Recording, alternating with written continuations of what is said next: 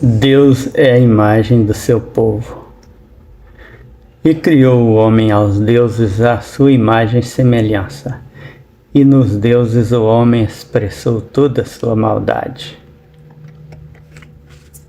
Deus é bom, por Fabiano Onça.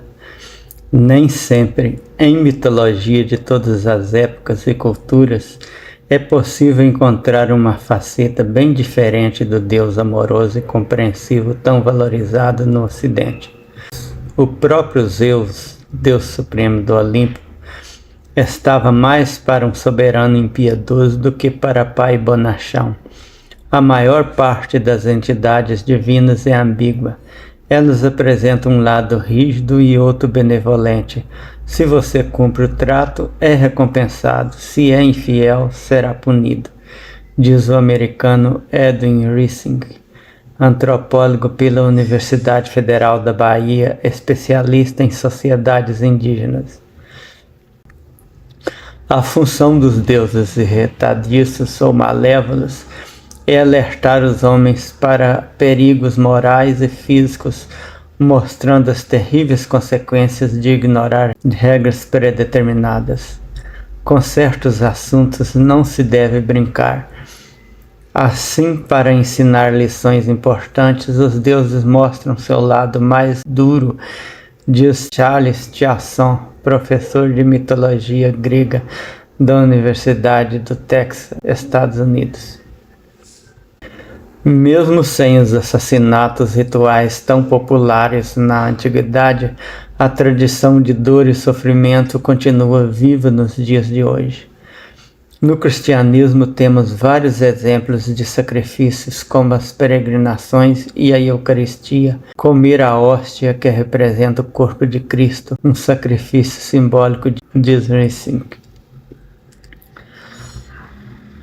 O cristianismo salvou os bezerros, bodes, cordeiros e aves, mas manteve a ideia de sacrifício, sacrificando um Deus em lugar desses animais. Encrenqueiros divinos. Alguns deuses que não estão para brincadeira. Baal Moloch, deus do sol. Origem cananeu, da região bíblica de Canaã, Palestina.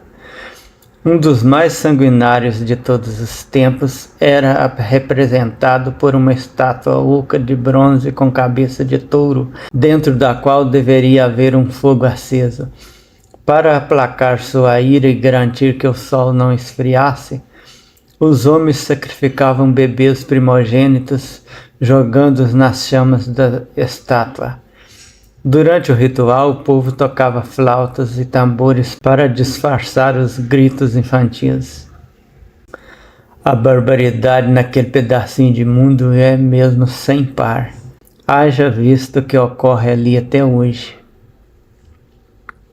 Ajisuke Takahikone, deus do trovão, origem japonesa. A lenda conta que o deus já nasceu barulhento e que foi piorando à medida que crescia.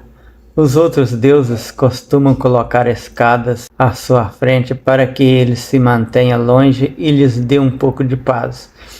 As subidas e descidas constantes explicariam o porquê do ribombar do trovão soar ora mais perto, ora mais longe. Parece que os criadores de deuses do Japão eram os mais bonzinhos. O deus deles só perturba o silêncio sem torturar fisicamente ninguém.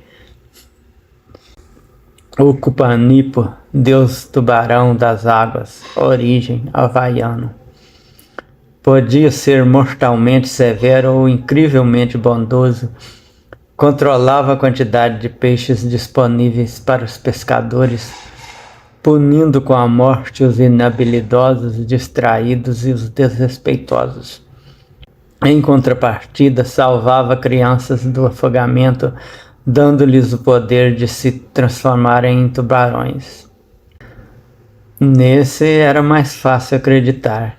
A criança morria afogada, era comida pelos seres do mar e os fiéis tinham certeza de que ela tinha se transformado num tubarão. Huitzilopochtli, deus do trovão, origem asteca. Os astecas acreditavam que o mundo já havia sido destruído e reconstruído 4 vezes e que a quinta seria definitiva. O primeiro sinal da catástrofe seria o sol não surgir pela manhã. Daí a necessidade de manter calmo esse Deus propenso à ira. Oferenda de sangues humanos era a garantia de que o sol nasceria no dia seguinte. Esses astecas, diferentemente dos cristãos, até tinham uma solução para o mundo não acabar. Mussocorone, deusa da desordem e do sofrimento, origem africana. Adorada pela nação Bambara, Mussocorone era conhecida como a primeira mulher a caminhar na terra. Teria plantado seu marido, Pemba, mas, incomodada com seus espinhos, abandonou-o. A partir daí passou a vagar pelo mundo, levando tristeza e confusão por onde passasse. Super interessante, abril 2005, página 36. O Fabiano nos deixou uma dúvida. Não informou se Muscorone plantou seu marido depois de ele morrer ou se o enterrou vivo. A Super deixou de falar do mais conhecido dos deuses, Yahvé, o Deus dos hebreus, dito ser perfeito, justo e bom, não obstante suas barbaridades. E os cristãos também o têm como único Deus. Os deuses do Oriente Médio recebiam sacrifícios humanos e seus adoradores lhes ofereciam os próprios filhos, como relata o escritor bíblico. Pois até seus filhos e suas filhas queimam no fogo aos seus deuses. Deuteronômio 12, versículo 31.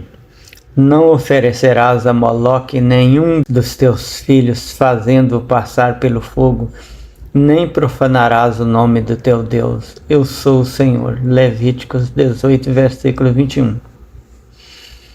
Todavia, Yahvé, o Deus de Israel, não era muito diferente dos outros.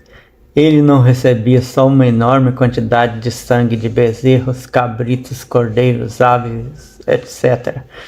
Pessoas também eram mortas como oferta a Yahvé, como ficou registrado em Levíticos. Ninguém que dentre os homens for dedicado irremissivelmente ao Senhor se poderá resgatar, será morto. Levíticos 27, versículo 29. Como vemos aí, sacrifícios humanos eram proibidos quando oferecidos aos outros deuses, mas ao Deus de Israel era permitido. O profeta Isaías apresentou Yahvé como um Deus autor do bem e do mal. Eu formo a luz e crio as trevas, eu faço a paz e crio o mal. Eu sou o Senhor que faço todas essas coisas. Isaías 45, versículo 7. Esse Deus judaico-cristão muçulmano é apresentado hoje como perfeito, justo e bom, etc., refletindo o grau de civilização do cristianismo atual. Mas os principais cristãos confirmam que seu Deus é o mesmo Deus que no passado escolheu a nação hebraica e mandou que matassem os povos da região que chamavam de Canaã. Mas o apresenta um pouco pior. Em vez de simplesmente matar, ele condena a uma tortura eterna até uma pessoa que simplesmente não crer na mensagem cristã. Marcos 16, versículo 16. É por isso que dizemos que o homem faz Deus à sua imagem e semelhança, mal como os piores dos humanos.